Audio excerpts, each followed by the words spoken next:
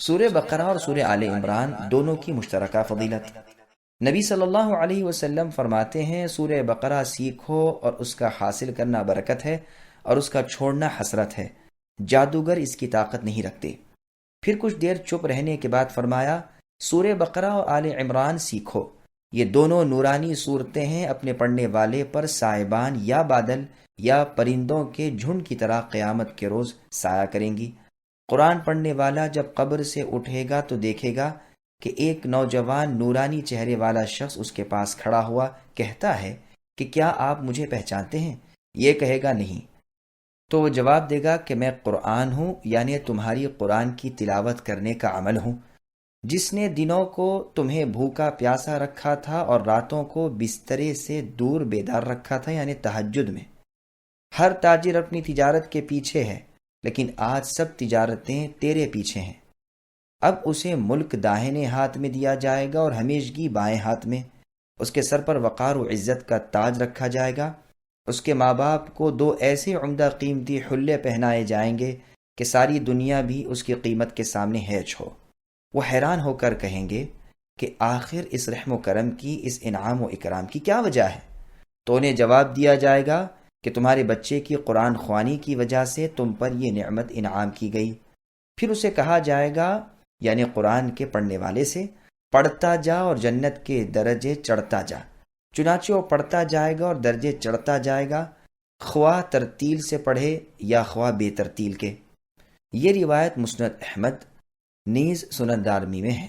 امام ابن ماجہ نے بھی اپنی کتاب السنن میں اس حدیث کا بعض حصہ روایت کیا ہے۔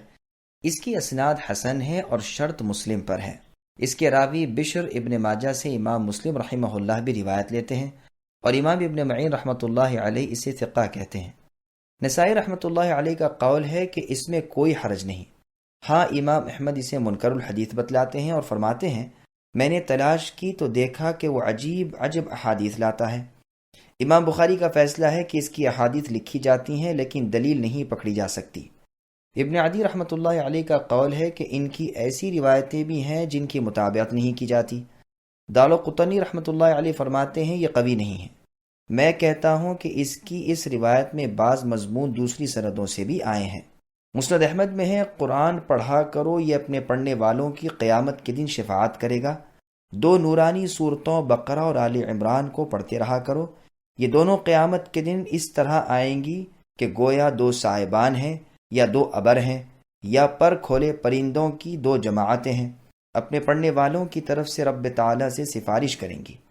پھر رسول اللہ صلی اللہ علیہ وسلم نے فرمایا سورہ بقرہ پڑھا کرو، اس کا لینا برکت ہے اور چھوڑنا حسرت ہے، اس کی طاقت باطل والوں کو نہیں۔ صحیح مسلم میں بھی حدیث ہے۔ مسند احمد کی ایک اور حدیث میں ہے قرآن اور قرآن پڑھنے والوں کو قیامت کے دن بلوایا جائے گا۔ آگے آگے سورہ بقرہ اور سورہ آل عمران ہوں گے، بادل کی طرح یا سائے اور سائبان کی طرح یا پر کھولے پرندوں کے جھرمٹ کی طرح، یہ دونوں پروردگار سے ڈٹ کر سفارش کریں گی۔ مسلم و ترمذی میں بھی یہ حدیث ہے۔ امام ترمذی رحمۃ اللہ علیہ اسے حسن غریب کہتے ہیں۔ ایک شخص نے اپنی نماز میں سورہ بقرہ اور سورہ آل عمران پڑھی۔ اس کے فارغ ہونے کے بعد کعب رحمۃ اللہ علیہ نے فرمایا اللہ کی قسم جس کے ہاتھ میں میری جان ہے، ان میں اللہ کا وہ نام ہے کہ اس نام کے ساتھ جب کبھی اسے پکارا جائے وہ قبول فرماتے ہیں۔ اب اس شخص نے کعب رحمہ اللہ سے عرض کی کہ مجھے بتائیے کہ وہ نام کون سا ہے۔ کعب رحمہ اللہ نے اس سے انکار کیا اور فرمایا اگر میں بتا دوں تو خوف ہے کہ کہیں تم اس نام کی برکت سے ایسی دعا نہ مانگ لو جو میری اور تمہاری ہلاکت کا سبب بن جائے۔ ابو امامہ رضی اللہ عنہ فرماتے ہیں تمہارے کسی ایک بھائی کو خواب میں دکھایا گیا کہ گویا لوگ ایک بلند و بالا پہاڑ پر چڑھ رہے ہیں، پہاڑ کی چوٹی پر دو سبز درخت ہیں اور ان میں سے آوازیں آ رہی ہیں کہ کیا تم میں سے کوئی سورہ بقرہ کا پڑھنے والا ہے؟ کیا تم میں کوئی سورہ آل عمران پڑھنے والا ہے؟ جب کوئی کہتا ہے کہ ہاں تو وہ دونوں درخت اپنے پھلوں سمیت اس کی طرف جھک آتے ہیں اور یہ اس کی شاخوں پر بیٹھ جاتا ہے اور وہ اسے اوپر اٹھا لیتے ہیں۔ ام الدرداء رضی اللہ عنہ فرماتی ہیں کہ ایک قرآن پڑھے ہوئے شخص نے اپنے پڑوسی کو مار ڈالا، پھر قصاص میں وہ بھی مارا گیا۔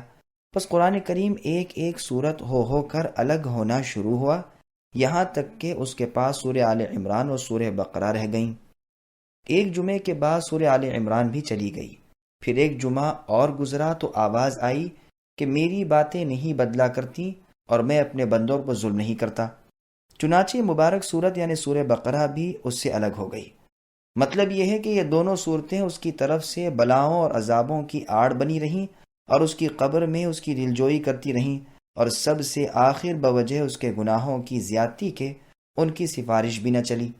یزید ابن اسود الجرشی رحمۃ اللہ علیہ کہتے ہیں کہ ان دونوں صورتوں کو دن میں پڑھنے والا دن بھر نفاق سے بری رہتا ہے، اور رات کو پڑھنے والا ساری رات نفاق سے بری رہتا ہے۔ خود یزید رحمۃ اللہ علیہ اپنے معمول کے وظیفے قرآن کے علاوہ ان دونوں صورتوں کو ہر صبح و شام پڑھا کرتے تھے۔